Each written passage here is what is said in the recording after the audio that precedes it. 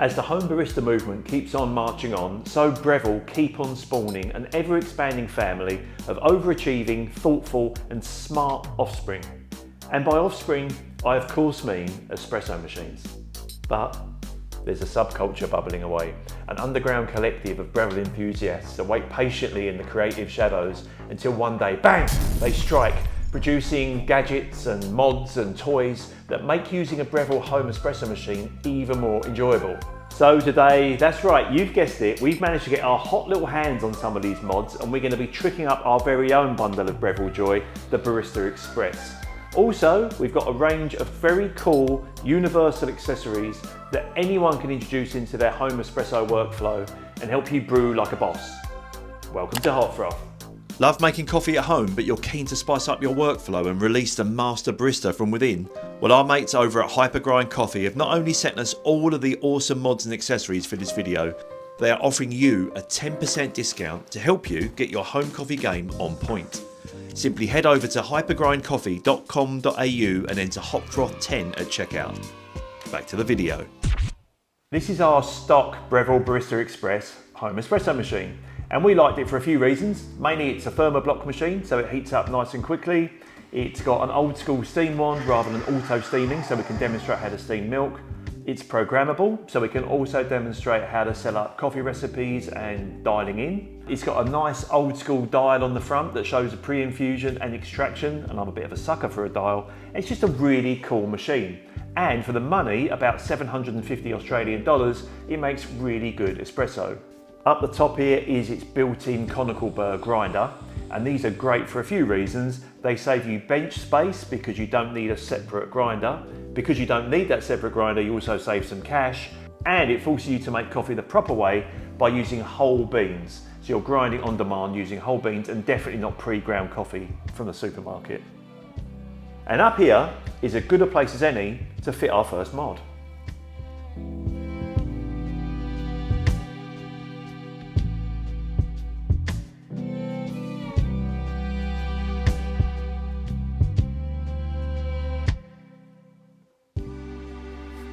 Bellows. They're a centuries-old invention used for compressing air and having it squirt somewhere useful. In the context of coffee making, these bellows allow you to force air into the grinder after your coffee shot's gone through, forcing any lurking retained grounds out of the grind chamber and into the portafilter where they belong.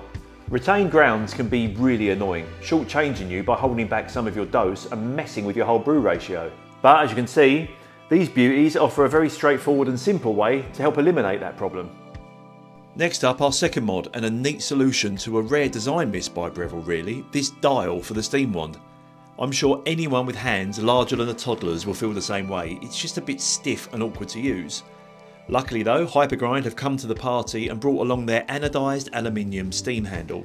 They assure me that this mod is an easy one to fit and it doesn't come with any other parts apart from these sticky 3M pads that help the new handle grip onto the existing dial. For our machine, the smaller of the two grooves inside the handle body pushes over the existing dial and the handle itself then screws down and grips the sticky pad. Voila! An instantly 100% cooler espresso machine.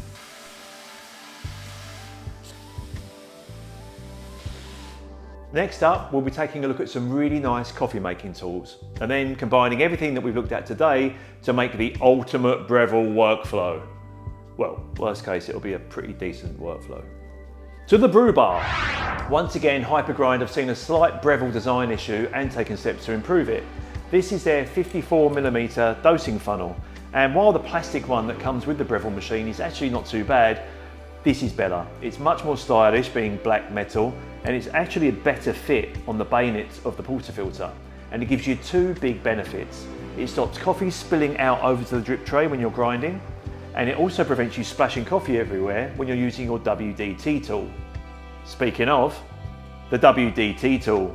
There's heaps of debate online and on Reddit threads about whether or not it's worth owning one of these and if they actually do anything. Personally, I think they're a great idea for machines like this that have a built-in conical burr grinder, because the coffee that comes out can sometimes be a bit clumpy, and using one of these does break those clumps up and makes a much more powdery and even grind texture. And there's something nice about the ceremony and practice of using one. It's kind of satisfying.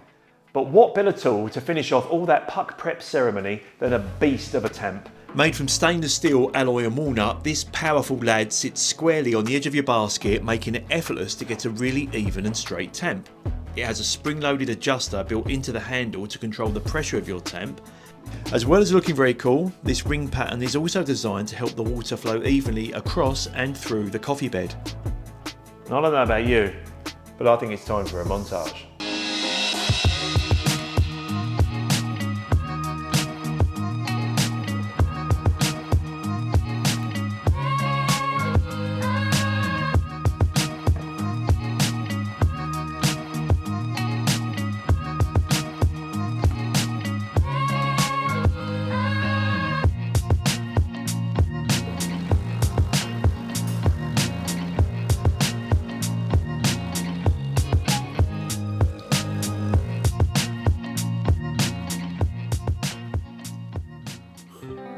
So there you have it, 5 easy to install, easy to use mods that won't only make you look cooler, it'll make your machine look the business and add an extra level of functionality to your home coffee workflow. Hit us up in the comments. Have you slapped any mods or accessories onto your coffee machine? And of course, any coffee related questions, don't be shy, just let us know in the comments, we're here to help. Guys, it's always a pleasure, never a chore. See you in the next one.